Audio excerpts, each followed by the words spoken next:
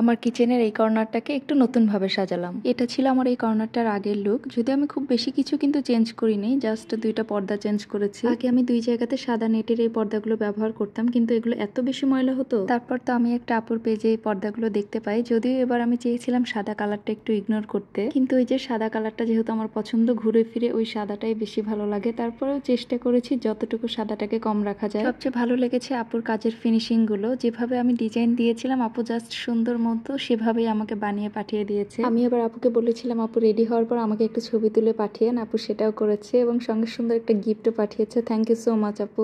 আসলে আমরা মেয়েরা যেহেতু দিনের অনেকটা সময় রান্নাঘরে থাকি, তো আমার কাছে মনে হয় যে রান্নাঘরটা একটু সাজানো গোছানো থাকলে নিজের কাছেও অনেকটা শান্তি লাগে, আবার রান্না করতেও অনেক ভালো লাগে। আমি কিন্তু আমার রান্নাঘরে এরকম আর্টিফিশিয়াল গাছ, আবার যে মানি প্ল্যান্ট গুলো আছে ওগুলো রাখি। আমার মনে হয় গ্রিন জিনিসটা আসলে যেখানেই থাকে মন অনেক শান্তি লাগে। আমার রান্নাঘরের একটা কর্নার সাজালাম আজ। আমার ইচ্ছা আছে রান্নাঘরের আরো কিছু কিছু জিনিস একটু একটু করে চেঞ্জ করব। যদি আপনারা পছন্দ করেন আমি চেষ্টা করব এটাই ভিডিও আপনাদের সঙ্গে শেয়ার করতে। ভালো লাগলে কিন্তু অবশ্যই আমাকে কমেন্ট করে জানাবেন। আমি সব সময় বলি আপনাদের সুন্দর সুন্দর কমেন্ট পড়তে আমার খুব ভালো লাগে। আজকের ভিডিওটি পর্যন্তই, ধন্যবাদ।